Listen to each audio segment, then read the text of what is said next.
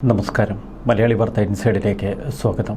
മഴക്കെടുതിയിൽ വിറങ്ങലിച്ചു നിൽക്കുകയാണ് കേരളം. സംസ്ഥാനത്തെ വിവിധ ജില്ലകളിൽ മഴക്കെടുതി രൂക്ഷമായി തുടരുന്നു. ഇതുവരെ 7 പേർ മഴക്കെടുതികളിൽ മരിച്ചുവെന്നാണ് പുറത്തുവരുന്ന റിപ്പോർട്ടുകൾ.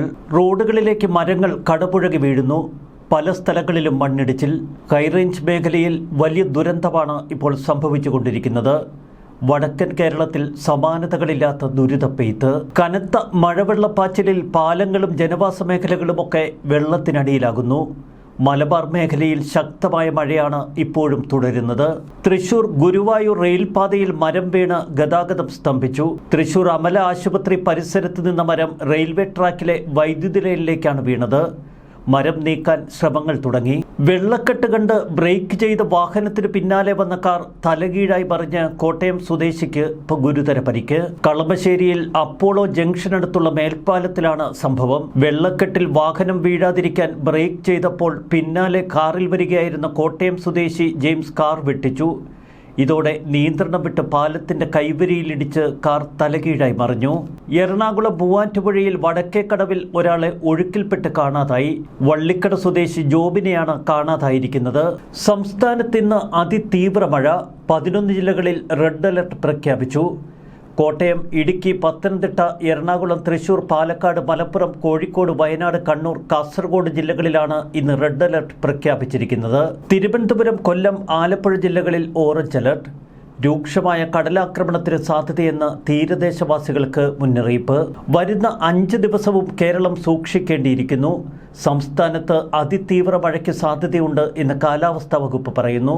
24 മണിക്കൂറിൽ 204.4 മില്ലിമീറ്ററിൽ കൂടുതൽ മഴ ലഭിക്കുമ്പോഴാണ് അതിതീവ്ര മഴയായി കണക്കാക്കുന്നത്. അതിതീവ്ര മഴയുടെ അപകടം മണ്ണിടിച്ചിൽ, മലവെള്ളപ്പാച്ചിൽ, മിന്നൽ പ്രളയം, ഉരുൾപൊട്ടൽ എന്നിവയാണ്. മിക്ക ജില്ലകളിലും പ്രൊഫഷണൽ കോളേജുകൾ ഉൾപ്പെടെയുള്ള എല്ലാ വിദ്യാഭ്യാസ സ്ഥാപനങ്ങൾക്കും കളക്ടർ അവധി പ്രഖ്യാപിച്ചു. വയനാട് ജില്ലയിൽ അങ്കണവാടികൾ, മദ്രസകൾ, സ്പെഷ്യൽ ക്ലാസുകൾ, ട്യൂഷൻ സെന്ററുകൾ എന്നിവയൊക്കെ അടച്ചിടണമെന്ന് കളക്ടർ പറഞ്ഞു. കോഴിക്കോട് തലയാട് 26 മൈലിൽ മലയോര ഹൈവേയിൽ മണ്ണിടിച്ച് വീണ് ഗതാഗതം സ്തംഭിച്ചു. മരങ്ങൾ ഉൾപ്പെടെ റോഡിൽ പതിച്ചു. വടകര കരിമ്പന പാലത്തിനു സമീപം ദേശീയപാതയിൽ വെള്ളം കയറി. നാട്ടുകാർ റോഡ് ഉപരോധിച്ചു.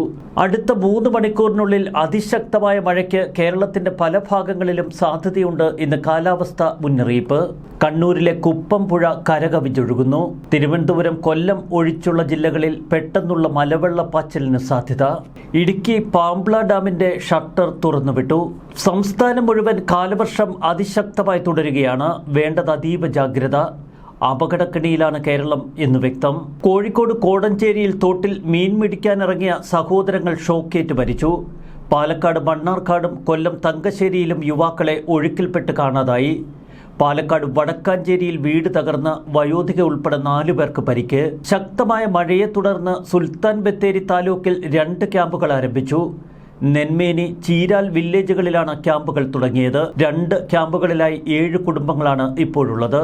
പാലക്കാട് മണ്ണാർക്കാട്, കുമരംപുത്തൂർ, കുരുത്തിച്ചാലിൽ കാണാതായ യുവാവിന് വേണ്ടിയുള്ള തിരച്ചിൽ തുടരുന്നു. അഗ്നിരക്ഷാസേനയ്ക്കൊപ്പം പ്രത്യേക പരിശീലനം ലഭിച്ച മുങ്ങൽ വിദഗ്ധരും ഇപ്പോൾ തെരച്ചിൽ സംഘത്തിലുണ്ട്. കാലവർഷം ശക്തി പ്രാപിച്ചതോടെ സംസ്ഥാനം തികഞ്ഞ ഭീതിയിലാണ്. എല്ലാ ജില്ലകളിലും തീവ്രമോ അതിതീവ്രമോ ആയ മഴ. സംസ്ഥാനത്തിന്റെ വിവിധ ഭാഗങ്ങളിൽ ജനങ്ങൾ മഴക്കെടുതിയിൽ വലയുകയാണ്. കാലവർഷക്കെടുതിയിൽ 7 പേർ മരിച്ചുവെന്നതാണ് ഇപ്പോൾ പുറത്തുവരുന്ന കണക്കുകൾ. പലയിടങ്ങളിലും മണ്ണിടിച്ചിൽ അതിരൂക്ഷം. മരങ്ങൾ കടപുഴകി വീണതിനെ തുടർന്ന് വീടുകൾക്ക് നാശനഷ്ടം ഏറി. നീലഗിരി ജില്ലയിൽ റെഡ് അലർട്ട് പ്രഖ്യാപിച്ചു. ഊട്ടിയിലെ സസ്യോദ്യാനം ഉൾപ്പെടെയുള്ള ഉല്ലാസ കേന്ദ്രങ്ങൾ ഞായറാഴ്ച അടച്ചിട്ടു. തിങ്കളാഴ്ചയും ഈ കേന്ദ്രങ്ങൾ തുറക്കില്ല എന്ന് അധികൃതർ പറയുന്നു. ഞായറാഴ്ച രാവിലെ മുതൽ അതിശക്തമായ മഴയാണ് ഊട്ടി മേഖലയിൽ തുടരുന്നത്. സൈലന്റ് വാലി ദേശീയോദ്യാനത്തിൽ നിന്ന് സൈരൻ 3യിലേക്കുള്ള സഫാരി തിങ്കളാഴ്ച ഉണ്ടാകില്ല എന്ന് ബന്ധപ്പെട്ടവർ അറിയിച്ചു. 2 ദിവസമായി സൈലന്റ് വാലി പ്രദേശത്ത് അതിശക്തമായ മഴ. കുട്ടമ്പുഴ പഞ്ചായത്തിലെ മണികണ്ഠൻചാൽ ചപ്പാത്ത് വെള്ളത്തിൽ മുങ്ങി. പൂയംകുട്ടി പുഴയ്ക്ക് കുറുകെയുള്ള ചപ്പാത്ത് ഞായറാഴ്ച രാത്രി മുതലാണ് വെള്ളത്തിൽ മുങ്ങിക്കിടക്കുന്നത്. പുഴയ്ക്ക് അക്കരെയുള്ള മണികണ്ഠൻചാൽ ഗ്രാമവും വെള്ളാരംകുത്ത്, ഉറിയംപെട്ടി ആദിവാസി കോളനികളുമൊക്കെ ഒറ്റപ്പെട്ടു. എറണാകുളം നെടുമ്പാശ്ശേരിയിലും അതിശക്തമായ കാറ്റിനെ തുടർന്ന് കനത്ത നാശനഷ്ടങ്ങളാണ് റിപ്പോർട്ട് ചെയ്തിരിക്കുന്നത്. 6 വാർഡുകളിൽ കനത്ത നാശനഷ്ടങ്ങൾ. 250ഓളം റബ്ബർ മരങ്ങൾ കടപുഴകി വീണു. നിരവധി വീടുകൾക്ക് കേടുപാട്. നേര്യമംഗലത്ത് മരം വീണ് ഗതാഗതം പൂർണ്ണമായി തടസ്സപ്പെട്ടു. നിരവധി വാഹനങ്ങൾ കുടുങ്ങിക്കിടക്കുന്നതായി റിപ്പോർട്ട്. അടിമാലി ചീയപ്പാറയിൽ മണ്ണിടിഞ്ഞ് ഗതാഗതം താറുമാറായി. കാസർഗോഡ് ഇന്നലെ രാത്രി മുതൽ പെയ്ത ശക്തമായ മഴയ്ക്ക് നേരിയ ശമനമുണ്ട് എന്ന് ബന്ധപ്പെട്ടവർ പറയുന്നുവെങ്കിലും ജനങ്ങൾ ഭയചകിതരാണ്. ഇക്കുറി പതിവിലും 8 ദിവസം നേരത്തെയാണ് കാലവർഷം കേരളത്തെ തേടിയെത്തിയത്. മധ്യകിഴക്കൻ അറബിക്കടലിൽ തീവ്ര ന്യൂനമർദ്ദം കൂടാതെ ഈ മാസം 27-ന് മധ്യപടിഞ്ഞാറൻ വടക്കൻ ബംഗാൾ ഉൾക്കടലിന് മുകളിലായി മറ്റൊരു ന്യൂനമർദ്ദം കൂടി രൂപപ്പെടുമെന്നാണ് കാലാവസ്ഥാ വിദഗ്ധർ പറയുന്നത്. ഇതോടെ ഉയർന്ന തിരമാലയ്ക്ക് പുറമെ വിവിധ തീരങ്ങളിൽ കള്ളക്കടൽ പ്രതിഭാസം ശക്തമാകും. കേരളത്തിൽ ബുധനാഴ്ച വരെ മീൻപിടുത്തം പൂർണ്ണമായി വിലക്കി. ആരോഗ്യവകുപ്പ് പകർച്ചവ്യാധി മുന്നറിയിപ്പും നൽകിയിരിക്കുന്നു. ഈ കാലവർഷം എങ്ങനെ അതിജീവിക്കുമെന്ന ആശങ്കയിലാണ് കേരളത്തിലെ സാധാരണ ജനങ്ങൾ. ഒന്ന് പുറത്തിറങ്ങാൻ പോലും ഭയപ്പെട്ടു നിൽക്കുന്നു കേരള ജനത. റൂം ഫോർ റിവർ എന്ന പദ്ധതിയൊക്കെ കൈവെള്ളയിൽ വരച്ച ജലരേഖ പോലെയായി. എന്തായാലും ഒരു ദുരിതമഴ പെയ്ത്തിൽ മുങ്ങിത്താഴുന്ന കേരളത്തെയാണ് നമുക്ക് കാണാൻ കഴിയുന്നത്.